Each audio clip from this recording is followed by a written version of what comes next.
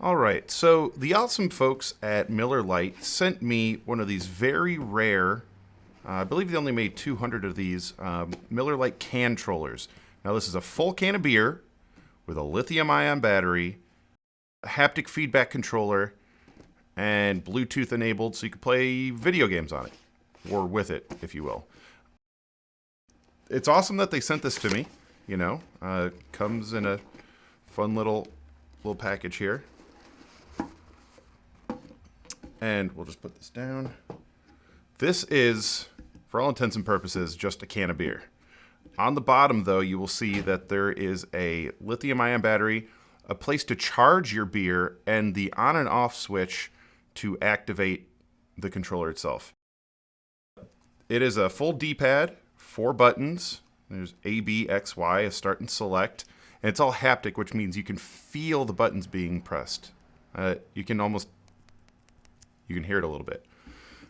This thing's pretty cool, but we don't play video games. So we're going to show you how to make this control one of these.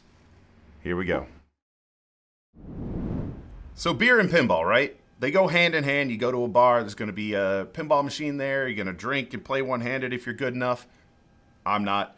But Miller Lite was awesome enough to reach out to us, and when they gave us this can controller, we were super stoked on this. The unfortunate thing is we don't play a lot of video games on this channel, but we can't let something this rad go to waste.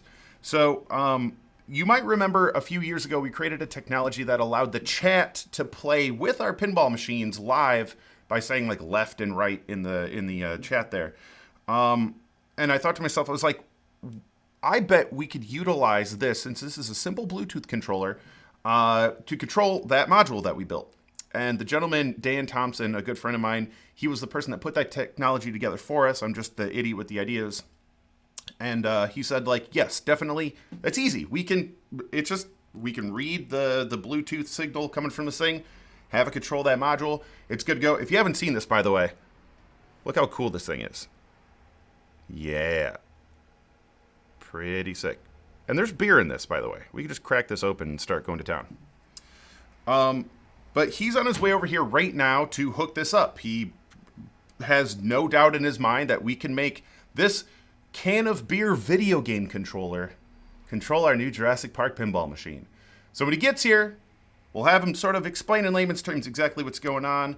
And we need to try to remember not to drink this. Okay, here we go. So, ladies and gentlemen, I'd like to introduce Dan Thompson. This is the brains behind the Twitch Plays Pinball stuff that we did a while back. We've had a couple of iterations on that. We started it on a Stars, I believe. Yeah. And then it went to a T2 that we let you monsters just almost burn the coils out on that game, messing with it. That one, yeah. But Dan is going to explain to us a little bit about what he did in sort of like a layman's terms really quick. We don't want him to like go too deep into what's going on. But we have our original module here that this was our Twitch Plays Pinball. I believe this is a Raspberry Pi hooked to like a switch. Relay board. A relay board. Yeah. See, this is how much I know about this stuff. So using the CANTROLLER, which is right here, this was a simple Bluetooth controller, thankfully. So it made working with this pretty easy. But if you could go into a little bit more on like what we did to the game and like how we got this working, that'd be awesome. Yeah, sure. So the brains of the operation definitely is the Raspberry Pi. We have that connected to the internet, and basically we're sending signals through the internet to the Raspberry Pi to activate the relay, which is really just mechanical switches. We then have from the ports from the relay connecting wires going to the buttons on the pinball machine. So you can imagine pressing the start button on the internet is going to send a signal and close the switch on the relay to press the start button on the pinball machine. Heck yeah. So he's actually just using alligator clips on the leaf switches themselves, which are like a series of like really thin pieces of metal that when they connect, that's when you're opening and closing a circuit. We're simply using alligator clips to sort of simulate that. Yeah, I mean, the cool thing about this is it's really not invasive. We're just kind of connecting to something that already exists. Yeah, we can literally clamp this onto anything, really. Anything that is, you know, if we're talking only pinball machines, nothing's off limits. If that's, we could even hook this up to like a pop bumper and let you guys fire it off if you wanted to, or if there's a certain switch or a shot that I suck at hitting. And I could put we could put a cheat button on the freaking controller and give myself like a jack. We're gonna go do some. Yeah, man. It's incredible, and it's working. Yeah. We got the. I've got an 18-minute window. I don't know if you heard that, but check this out. I'm gonna hit B on this. I just started a game. Listen. Launch the ball. It freaking. You're a god, bro. Thank you. Internet Dan Thompson. I don't know what he does for a living. It doesn't matter. He's amazing. What do you do, my man?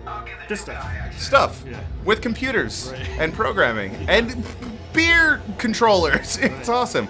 Well, Dan, thank you so much for helping us set this up. If you're watching this, we are going to live stream here in a couple of hours. I'm sure you can go watch that broadcast later. But yeah, Miller, this stuff ain't just for video games, dog. Pinball machines. This is the real game. Yeah, exact. Thank you. It's the real game. Holler at us. All right. See you guys.